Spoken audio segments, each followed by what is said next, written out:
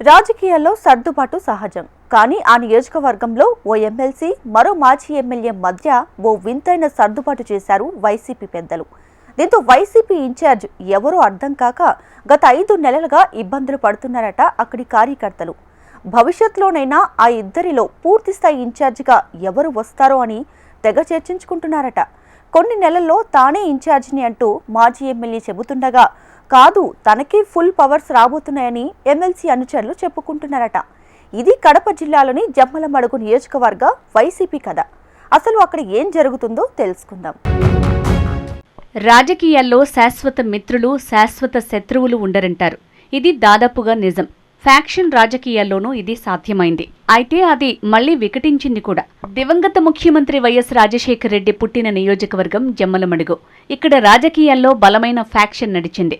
ఒకప్పుడు వైఎస్ వర్గీయులుగా ఉన్న దేవగుడి సోదరులకు మాజీ కార్మిక మంత్రి పొన్నపురెడ్డి శివారెడ్డి కుటుంబాల మధ్య కొన్ని దశాబ్దాలు రాజకీయం నడిచింది. కాలక్రమంలో ఈ 2 కుటుంబాలు ఒక్కటయ్యాయి. వైఎస్ కుటుంబానికి వెన్నుదన్నుగా ఉన్న దేవగుడి సోదరులు టీడీపీలో చేరిపోయారు. దీంతో అప్పటి వరకు వైరి వర్గాలుగా ఉన్న మాజీ మంత్రి పొన్నపురెడ్డి రామసుబ్బారెడ్డి, మాజీ మంత్రి దేవగుడి ఆదినారాయణ రెడ్డి వర్గాలు ఒక్కటయ్యాయి. దీంతో ఈ నియోజకవర్గంలో వైసీపీకి మరో నాయకుడు అవసరమయ్యాడు. అప్పుడే డాక్టర్ సుధీర్ రెడ్డి తెరమీదికి వచ్చాడు.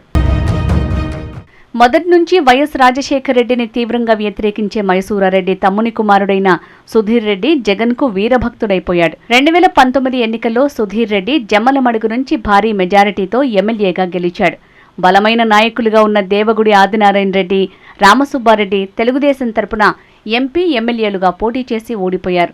2019 నుంచి 2024 వరకు డాక్టర్ సుధీర్ జమ్మలమడుగు నియోజకవర్గాన్ని ఏకఛత్రాధిపత్యంగా ఏలారు. అంతా బాగానే ఉందనుకున్న టైంలో కథ అడ్డం తిరిగింది అన్నట్లుగా ఆదినారాయణ రెడ్డి, రామసుబ్బారెడ్డిలు విడిపోయారు.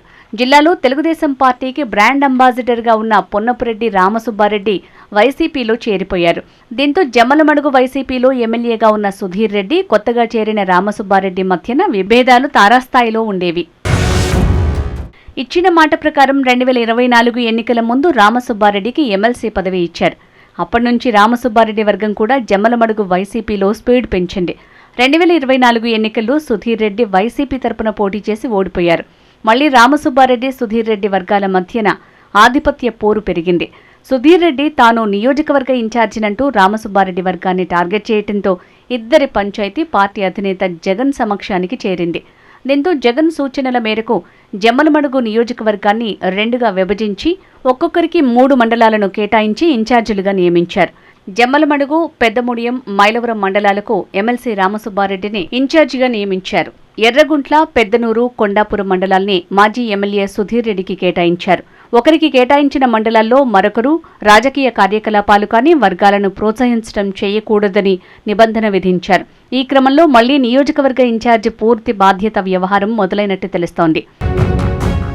మరో 3 నెలల్లో తాను వైసీపీ ఇన్ఛార్జి కాబోతున్నట్లు సుధీర్ రెడ్డి తన అనుచరులతో చెప్తున్నట్లు సమాచారం.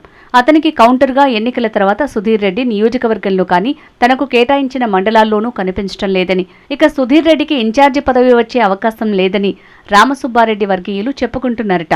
అంతేకాదు నియోజకవర్గ కేంద్రమైన జమ్మలమడుగులో వైసీపీ పార్టీ కార్యాలయాన్ని ఏర్పాటు చేసిన రామసుబ్బారెడ్డి తన పాత ప్రత్యర్థి అయిన బీజేపీ ఎమ్మెల్యే ఆదినారాయణ రెడ్డిపై తీవ్రస్థాయిలో విమర్శలు చేస్తూ వస్తున్నారు. అంతేకాదు పార్టీ కార్యకలాపాల్లో చురుగ్గా పాల్గొంటున్నారు. దీంతో పాటు కార్యకర్తలకు ఎప్పటికప్పుడు అందుబాటులో ఉంటూ వస్తున్నారు. సుధీర్ రెడ్డి కూడా తరచూ పార్టీ కార్యకర్తల పెళ్లిళ్లు, చావులకు వెళ్లొస్తున్నారు.